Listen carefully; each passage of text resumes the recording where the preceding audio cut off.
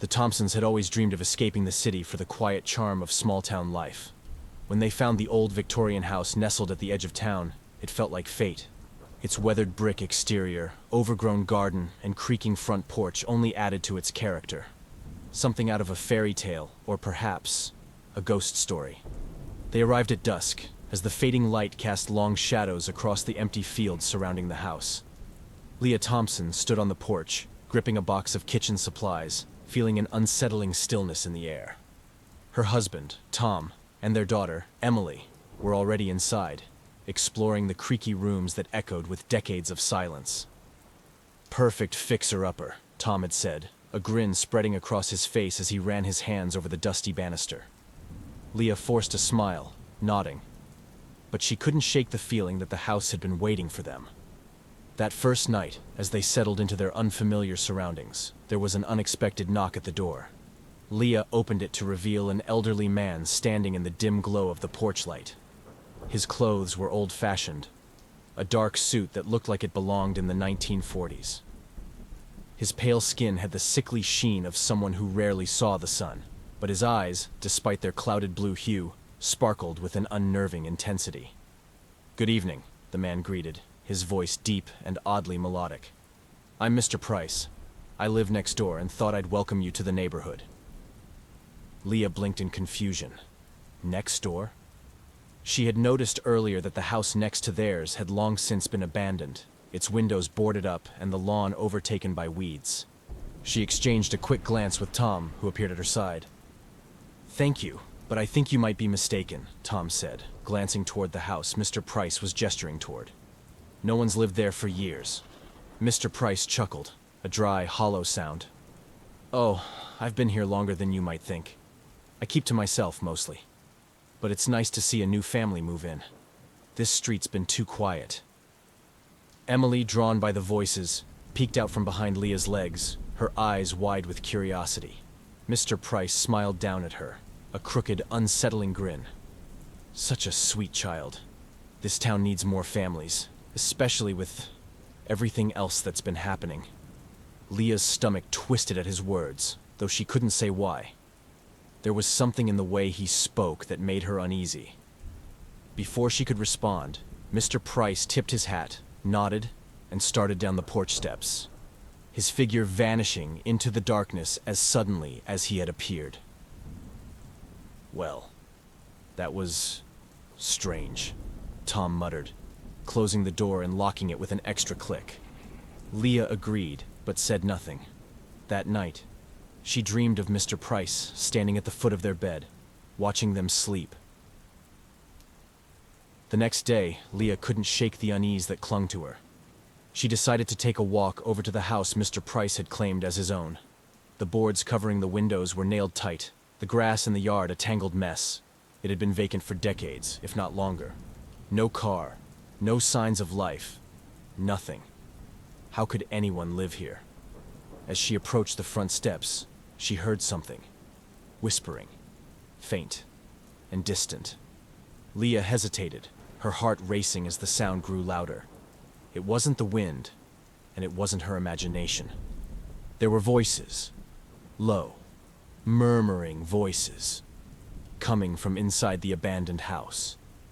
Before she could step closer, a hand gripped her shoulder. Leah yelped and spun around to see Emily standing behind her, looking concerned. "Mom, what are you doing?" Leah glanced back at the house, the whispers now gone. "I was just checking something," she stammered. "Let's go back inside." That night they heard it again, the knock. Tom answered this time, and there stood Mr. Price, looking just as he had the night before, his suit pristine, his smile unchanged. "Just checking in," he said. "Everything going well?" Tom, visibly uneasy, nodded. "Yes, thanks. We're settling in." Leah watched from the hallway, her skin crawling. Emily stood behind her, whispering, "Mom, I don't like him." Neither did Leah. There was something wrong with Mr. Price, but she couldn't put her finger on it. She decided to confront him. "Mr. Price, how long have you lived next door?" His smile faltered, if only for a moment, before returning. Oh, a very long time, Mrs. Thompson. Longer than most care to remember. That house has been empty for decades, she pressed. How can you live there? Mr. Price's eyes darkened. Empty? He chuckled softly, almost sadly. It's not as empty as you think. Tom, sensing the tension, cleared his throat. Thanks for stopping by, Mr. Price. But it's late. Mr. Price tipped his hat and turned to leave. As the door closed behind him, Leah shivered. Later that night, she woke to the sound of footsteps outside her bedroom door. Thinking it was Emily, she quietly slipped out of bed and padded down the hallway. But when she reached her daughter's room, Emily was sound asleep, her breathing soft and steady. Leah's heart pounded in her chest. Slowly, she turned toward the staircase, where she swore she saw the shadow of a man lingering at the bottom, watching her. By the third night, Leah had reached her breaking point. Mr. Price had returned every evening, always asking the same questions, always lingering too long. The house next door still stood, silent and abandoned, but Leah felt watched by something she couldn't explain. The whispers came back, louder this time, echoing through the walls of her own home. That night, Leah woke to a crash. She bolted upright in bed, her pulse racing. The sound had come from downstairs. Tom stirred beside her, but before she could wake him, she heard a voice, Mr. Price's voice, drifting up the stairs. You really should check on Emily. She flew down the hallway to her daughter's room, only to find the bed empty. Panic gripped her as she raced down the stairs, calling Emily's name. The living room was dark, but the front door stood wide open, a cold breeze blowing in.